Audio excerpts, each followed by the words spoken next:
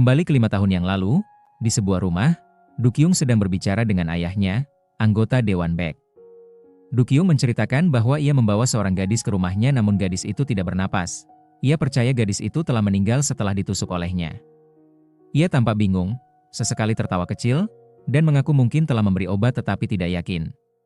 Emosi kacau, kemarahan dan ketidakpastian menyelimuti pikirannya tentang apa yang harus dilakukan selanjutnya. Sementara itu, di tempat lain, berlangsung upacara peresmian Pusat Keamanan Data Nasional.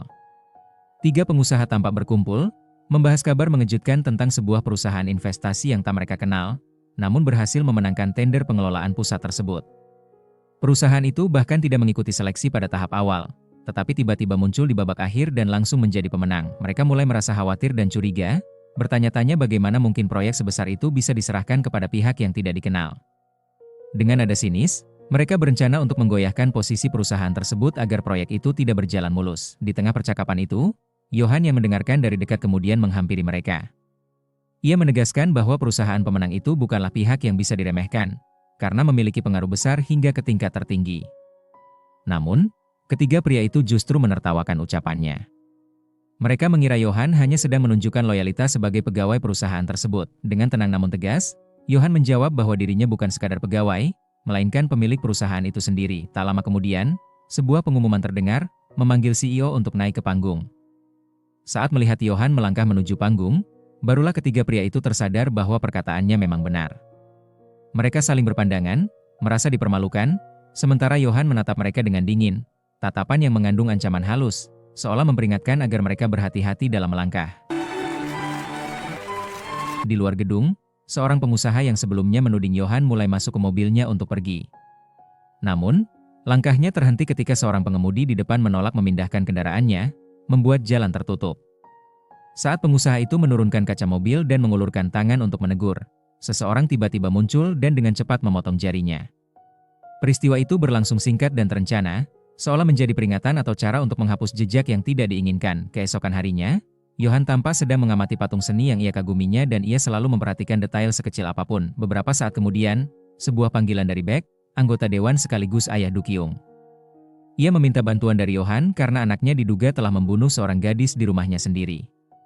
Menyadari hal tersebut, Johan segera mengambil alih kendali. Ia menenangkan Baek dan menyatakan bahwa dirinya akan menata ulang seluruh peristiwa itu tanpa meminta bayaran apapun. Sebagai gantinya, ia hanya menginginkan satu hal, sebuah karya seni yang harus dibeli oleh Baek. Setelah kesepakatan tercapai, Johan dan timnya langsung bergerak. Dari ruang keamanan, mereka mulai merancang langkah-langkah untuk memanipulasi jalannya penyelidikan. Tim Johan memasang sensor di setiap sudut rumah tempat kejadian berlangsung. Melalui analisis rekaman dan data yang dikumpulkan, Johan merekonstruksi kronologi kejadian, mulai dari saat korban dibawa masuk hingga akhirnya ditemukan di kamar mandi. Saat menelusuri rekaman CCTV di sekitar lingkungan, Johan menemukan sosok bernama Taijung, seorang kurir yang sering terlihat melakukan pengiriman di sekitar rumah itu. Dari pola kunjungannya yang berulang dan waktunya yang mencurigakan, Johan menilai Taijung sebagai sosok yang tepat untuk dijadikan kambing hitam dalam kasus ini. Tim operasional Johan mulai memantau rutinitas harian Taijung dengan cermat. Setiap langkahnya diawasi, hingga pada saat Taijung meninggalkan rumah, beberapa anggota tim diam-diam menyusup masuk. Mereka mengumpulkan benda-benda kecil yang tampak sepele, gelas, sikat gigi, hingga kain lab, sebagai sumber sidik jari dan sampel biologis. Dari bahan-bahan itu, tim Johan membuat cetakan sidik jari serta bukti palsu lainnya yang kelak digunakan untuk membangun narasi keterlibatan Taijung dalam kasus pembunuhan tersebut. Suatu malam, seorang anggota tim menyamar dan masuk ke rumah korban. Ia meninggalkan jejak kaki berlumuran darah dan menempelkan sidik jari palsu yang telah dibuat sebelumnya. Saat penyelidikan dimulai, sidik jari itu pun cocok dengan milik Taijung, bukti palsu yang berhasil menjeratnya tanpa celah. Namun, Johan tidak berhenti di situ. Ia juga menyasar keluarga dan orang-orang terdekat Taijung untuk memperkuat skenario yang telah disusunnya. Dari hasil pengamatan, Johan mengetahui bahwa Taijung memiliki saudara laki-laki bernama Taijin serta seorang kekasih bernama Suji. Kedekatan mereka menjadi titik lemah yang bisa dimanfaatkan. Saat malam tiba dan lingkungan sekitar tampak sepi, anak buah Johan diperintahkan untuk mengumpulkan sampah dari rumah Taijung. Dari tumpukan itu, mereka menemukan sejumlah bukti biologis, termasuk sisa kondom, yang kemudian disimpan dan nantinya dipindahkan ke tubuh korban untuk memperkuat rekayasa tuduhan. Dalam pengamatan lebih lanjut, Johan menyadari ada gelang di tubuh korban yang tidak dimiliki Taijung. Untuk menyempurnakan rekayasa, Ia memerintahkan anak buahnya mengambil gelang serupa dari orang terdekat Taijung.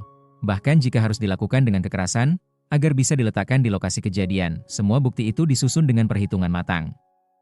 Tanaman hias yang sengaja ditempatkan di apartemen menjadi alat penguat cerita, dikaitkan dengan kebiasaan Taijung merawat tanaman. Pembunuhan kecil terhadap perantara dilakukan untuk menutupi asal gelang, sementara tubuh korban akhirnya dimasukkan ke dalam koper, seolah menggambarkan upaya pelaku untuk menyembunyikan jenazah. Rangkaian rekayasa itu berjalan sempurna. Taijung akhirnya ditangkap, dan berita penangkapannya tersebar luas di media. Evan, salah satu bawahan Yohan, segera memberi kabar kepada Baek bahwa janji telah ditepati. Anaknya, Du Kyung, berhasil diselamatkan dari kasus pembunuhan tersebut. Namun di balik keberhasilan itu, tersirat kesombongan dan kepercayaan diri berlebihan di antara mereka.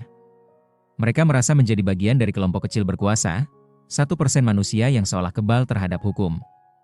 Setelah kasus Baek selesai, Yohan menyarankan agar Du Kyung dikirim berlibur untuk sementara waktu, memberi jarak dari publik dan membiarkan situasi mereda. Waktu pun bergulir ke masa kini. Yohan menerima panggilan telepon yang memberi kabar bahwa para tahanan baru saja tiba. Dengan tenang, ia memerintahkan bawahannya untuk memberi mereka makan. Tak lama kemudian, sebuah truk besar datang, diikuti oleh para tentara bersenjata yang menggiring tahanan turun. Mereka dibawa ke sebuah ruangan besar penuh makanan. Awalnya tak seorang pun berani menyentuhnya, hingga seorang tahanan mulai makan dan diikuti yang lain. Hanya Taijung yang tetap diam dan waspada, matanya menatap tajam sekeliling ruangan, menyadari bahwa apapun yang terjadi selanjutnya mungkin bukan sekadar jam makan biasa. Yohan mengamati para tahanan dari menara pengawas dengan tatapan tajam dan penuh perhitungan. Dari antara mereka, seorang pria bernama Gang Jae melihat sosok Yohan di atas dan mencoba mendekat. Namun para tentara segera menodongkan senjata, memaksanya mundur. Setelah itu, semua tahanan dikembalikan ke sel masing-masing. Di dalam selnya, Taijung tampak gelisah. Pikirannya dipenuhi rasa curiga dan keinginan untuk kabur. Malam hari, ia mencoba melarikan diri dengan hati-hati, memanfaatkan celah kecil di penjagaan.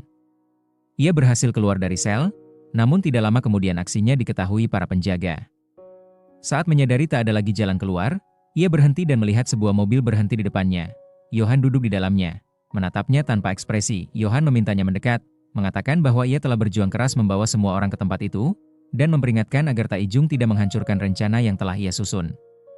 Ia menawarkan untuk mengantar Taijung kembali ke sel, tetapi Taijung menolak dan memilih berjalan kaki. Yohan lalu turun dari mobil, berjalan sejajar dengannya sambil berkata dengan tenang bahwa ia tidak marah.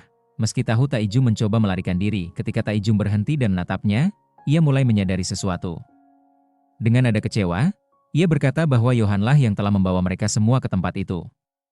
Yohan hanya menatapnya dan menjawab datar bahwa mereka sudah berada di tempat yang seharusnya, dan tak perlu tahu alasannya. Ia menambahkan bahwa esok hari akan diadakan pertandingan penting, dan siapapun yang menang akan mendapat hadiah besar. Sebelum pergi, Yohan menatap wajah Taijung seolah sedang mengingat sesuatu. Ia tersenyum kecil dan berkata bahwa wajahnya terlihat familiar, lalu tertawa kecil sambil menambahkan bahwa bagi dirinya, semua orang di sana tampak terkenal. Taijung kembali ke sel dengan langkah berat. Namun sesampainya di sana, ia mendapati Jiang, tahanan yang dulu pernah mencoba membunuhnya, menunggunya. Berbeda dari sebelumnya, Jiang kini bersikap ramah dan penuh senyum.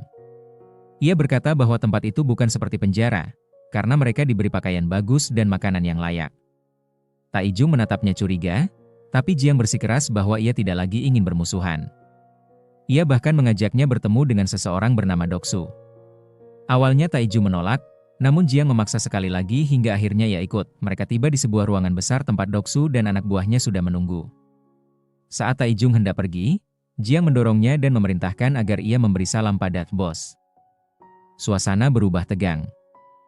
Doksu dan anak buahnya mulai mendekat dengan niat menyerang. Namun Taijung bereaksi cepat. Ia meraih botol di dekatnya, memecahkannya, dan bersiap bertahan. Pertarungan hampir pecah, tetapi suara tembakan dari atas menghentikan semuanya. Seorang tentara menembakkan peluru peringatan ke udara, memaksa mereka mundur. Doksu menatap tajam ke arah Taijung dan berkata dingin bahwa kali ini ia selamat, namun lain kali mungkin tidak seberuntung itu. Keesokan paginya, musik keras terdengar dari pengeras suara. Semua tahanan diperintahkan keluar dari sel dan diberi seragam baru. Mereka digiring ke lapangan terbuka di bawah terik matahari. Dari menara pengawas, Yohan muncul dan mulai berbicara. Salah satu dari mereka berteriak menanyakan alasan mereka dibawa ke tempat itu dan apakah Johan memiliki izin resmi. Dengan tenang, Johan menjawab bahwa ia memang memiliki izin. Namun pria itu terus membantah dan mengancam akan menuntutnya begitu bebas. Tanpa ragu, Johan mengeluarkan senjata dan menembak pria itu di depan semua orang. Suasana langsung hening dan tegang. Johan kemudian menatap mereka satu persatu dan bertanya apakah masih ada yang ingin mengeluh. Setelah itu, ia mengumumkan bahwa di hadapan mereka akan diadakan perlombaan balapan, tanpa aturan apapun. Sebuah mobil datang membawa uang sebesar 5 miliar won, dan Johan berkata bahwa siapapun yang menang akan mendapatkan seluruh uang itu. Jiang bertanya di mana mobil-mobil mereka, dan Johan menjawab bahwa nomor di pakaian masing-masing menunjukkan garasi tempat mobil mereka berada. Sementara Du Kyung dan Direktur Shin sedang berbincang. Du Kyung mengingat bagaimana Johan dulu menyelamatkannya dari kasus pembunuhan, bahkan setelah ia melakukan kejahatan lain. Ia tahu semua yang terjadi kini juga merupakan bagian dari rencana Johan, dan karena itu mereka tidak perlu takut. Johanlah yang mengatur segalanya. Mereka kemudian menemui Johan untuk membahas perlombaan tersebut. Du Kyung menilai acara itu tampak sederhana, tetapi Johan menjawab bahwa ini bukan sekadar balapan mobil. Ini adalah pertarungan hidup dan mati. Saat Du Kyung bertanya apakah hadiah benar-benar akan diberikan, Johan menegaskan bahwa ia selalu menepati janji, meskipun ia ragu ada yang bisa mencapai garis akhir. Ia menambahkan bahwa peran mereka bukan sebagai peserta, melainkan sebagai anggota pendiri proyek ini, pihak yang akan menyiarkan pertandingan ke seluruh negeri dan menjadikannya tontonan yang dapat dipertaruhkan dengan uang. Sementara itu, para tahanan yang masuk ke garasi masing-masing. Mereka memeriksa mobil, memperbaiki mesin, dan menyiapkan diri untuk perlombaan maut. Doksu memperhatikan Taijung dari kejauhan, dan Taijung membalas tatapan itu dengan dingin. Ia lalu masuk ke dalam mobilnya, menyalakan mesin, dan menutup pintu. Saat waktu makan bersama, para tahanan mulai mencari kelompok masing-masing agar dapat bekerja sama untuk memenangkan pertandingan. Jiong kemudian mendekati Taijung dan mengajaknya bekerja sama, karena hanya Taijung yang belum memiliki rekan. Namun, Taijung tampak acuh terhadapnya. Jiong pun mengatakan bahwa jika mereka menang, ia hanya akan meminta 1 unit apartemen, sedangkan sisa hadiah uangnya akan diberikan kepada Taijung. Namun, Taijung justru menolak dan meminta agar sisa hadiah itu diberikan kepada nenek Jiong. Ucapan tersebut membuat Jiong terkejut, karena ternyata Taijung mengenal neneknya. Sementara itu, Gang Jae dan kelompoknya juga berdiskusi. Mereka sepakat bahwa siapapun yang menang di antara mereka, hadiah yang diperoleh harus dibagi rata. Setelah makan siang, setiap tahanan mendapat kesempatan untuk berkonsultasi dengan Johan. Gang Jae menjadi tahanan pertama yang menemuinya. Dalam pertemuan itu, Gang Jae menawarkan kerjasama yang saling menguntungkan. Ia berjanji akan menjadi rekan yang loyal dan siap melakukan apapun untuk membantu Johan, bahkan bersedia mengikuti semua perintahnya tanpa keberatan. Namun, Johan hanya menertawakannya. Ia kemudian melihat riwayat kejahatan Gang Jae, yang ternyata pernah ditangkap karena 18 kasus penipuan. Dari situ, Johan langsung menyadari bahwa Gang Jae hanyalah seseorang yang berusaha menipunya. Setelah Gang Jae pergi, Doksu datang menemui Johan dengan tujuan yang berbeda. Ia hanya memiliki satu keinginan, menyingkirkan seseorang yang sangat ia benci di arena, yaitu Park Taijung. Doksu tidak tertarik pada apapun selain menghabisi nyawa Taijung dengan tangannya sendiri. Johan membiarkannya melakukan apapun yang diinginkan, asalkan ia tetap mematuhi aturan permainan dan hanya boleh dilakukan di dalam permainan. Ia akan mendapatkan hadiah jika berhasil memenangkan pertandingan. Malam harinya, Jiong meminta bantuan Taijung untuk memperbaiki mobil yang akan ia gunakan. Saat mereka sedang bekerja, terdengar keributan dari tempat lain. Beberapa peserta saling berebut kendaraan, terutama kelompok Gang Jae yang mengincar mobil sport milik Jiong. Menyadari situasi itu, Taijung dan Jiong segera meninggalkan lokasi agar mobil yang baru mereka perbaiki tidak direbut. Mereka berhasil melarikan diri meskipun sempat dikejar oleh Gang Jae dan anak buahnya. Namun, Gang Jae tidak menyerah. Ia terus berusaha mengejar meski sempat tertabrak mobil yang dikendarai Taijung. Di sisi lain, kelompok Doksu juga mulai memburu Taijung dan Jiong, tetapi dengan tujuan berbeda. Gang Jae menginginkan mobil milik Jiong, sementara Doksu bertekad menghabisi nyawa Taijung. Di tempat lain, Johan dan Dokyung tampak menikmati jalannya kekacauan itu. Kejar-kejaran pun terjadi hingga mobil yang dikendarai Taijung dan Jiong mengalami kerusakan akibat ditabrak oleh mobil Doksu. Momen tersebut dimanfaatkan Doksu untuk menyerang mereka, Tetapi Gang Jae justru menghadangnya karena masih menginginkan mobil tersebut. Pertikaian di antara mereka hampir berubah menjadi perkelahian serius ketika Doksu mengeluarkan pisau. Namun, Yohan segera turun tangan dan menghentikan semuanya. Ia menegaskan bahwa para peserta dilarang saling melukai sebelum pertandingan utama dimulai keesokan harinya. Setelah itu, semua peserta diperintahkan kembali ke kamar masing-masing. Sementara itu, Taijung dan Jiong berusaha memperbaiki kembali mobil mereka. Namun, kerusakannya justru semakin parah. Saat Taijung memeriksa mesin di bagian depan, terlihat kepulan asap putih yang tebal. Ia segera menyadari bahwa mobil itu akan meledak dan dengan cepat menarik Jiong untuk menjauh. Benar saja, beberapa detik kemudian mobil tersebut meledak hebat. Beruntung, keduanya berhasil menyelamatkan diri sebelum ledakan terjadi. Mobil milik Jiong hancur total dan tidak dapat digunakan lagi. Dalam keputusasaan, Taijung secara tak sengaja menemukan sebuah jalur tersembunyi yang tampak mengarah keluar. Ia pun mulai berpikir untuk menggunakan jalur itu sebagai jalan pelarian dari tempat tersebut. Keesokan paginya, Taijung berpura-pura ingin berkonsultasi dengan Yohan. Namun sebenarnya, ia tengah mempelajari area sekitar untuk mencari celah melarikan diri. Dalam percakapan mereka, Taijung bertanya tentang tujuan Yohan mengadakan pertandingan itu. Ia heran mengapa para tahanan diberi kendaraan berbeda dan dibiarkan saling berselisih tanpa aturan yang jelas. Menurut Taijung, tempat yang dipilih untuk pertandingan sama sekali tidak layak, dan ia yakin orang-orang di luar sana pun tidak akan mau balapan di lokasi seperti itu. Karena itulah, Yohan memilih para tahanan sebagai pesertanya. Mendengar hal itu, Yohan memuji kecerdasan Taijung dalam menilai situasi. Ia menjelaskan bahwa dirinya hanya menginginkan sebuah permainan balapan yang seru dan belum pernah ada sebelumnya. Saat berada di ruangan itu, perhatian Taijung sempat tertuju pada tanaman milik Yohan yang tampak layu. Ia meminta vitamin dan ketika anak buah Yohan datang membawa minuman vitamin, Taijung menolak dan berkata bahwa tanaman Yohan yang lebih membutuhkan vitamin itu. Namun, Yohan memilih mengganti tanaman tersebut dengan yang baru. Setelah itu, Taijung kembali memperbaiki mobilnya sendiri agar siap menghadapi pertandingan berikutnya. Saat para tahanan berada di ruang makan, Gang Jae dan kelompoknya mulai memperhatikan kemampuan masing-masing peserta. Gang Jae menilai bahwa Taijung tampak tangguh dan bisa menjadi pesaing terkuatnya kali ini. Tak lama kemudian, Gang Jae mendapat panggilan dari Yohan. Tawaran kerjasama yang sebelumnya ia ajukan akhirnya diterima. Sebagai bentuk dukungan, Yohan memberikan sesuatu yang disembunyikan di kursi belakang mobil Gang Jae, sebuah alat yang dikatakannya akan sangat berguna untuk memenangkan pertandingan. Keesokan harinya, semua peserta bersiap di dalam mobil masing-masing.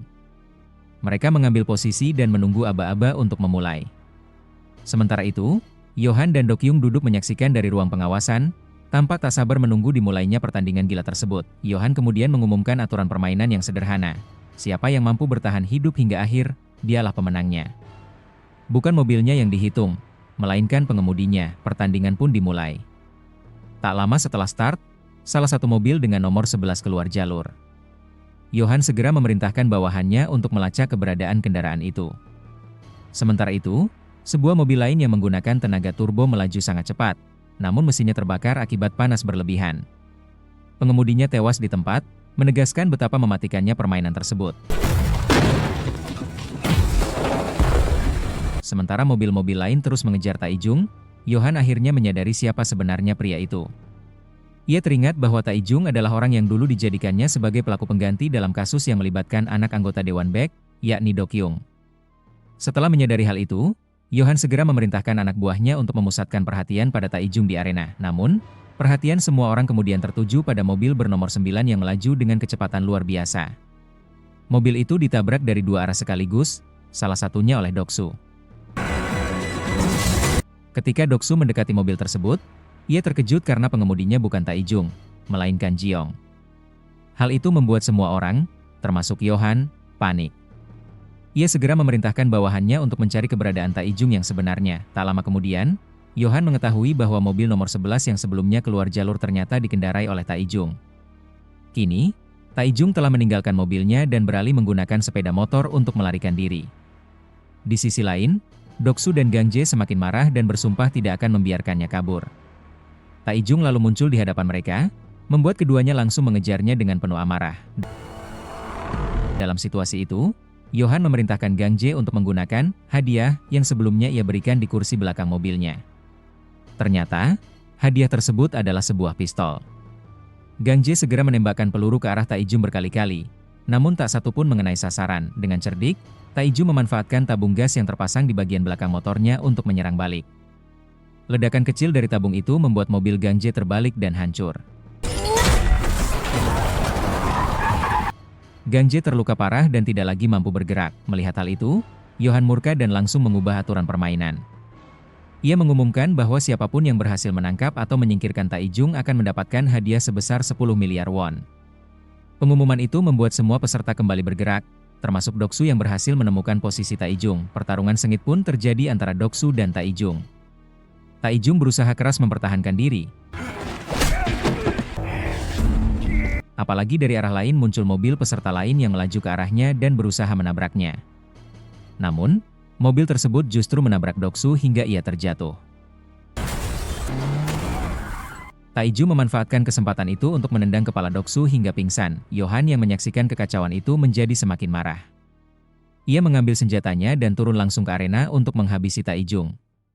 Dokyung dan rekannya terkejut melihat Johan yang kehilangan kendali, dan mereka diminta segera meninggalkan lokasi untuk mencari tempat aman. Johan menembakkan senjatanya ke arah Taijung berkali-kali, namun Taijung berhasil menghindar. Ia segera mengambil motornya dan melarikan diri secepat mungkin.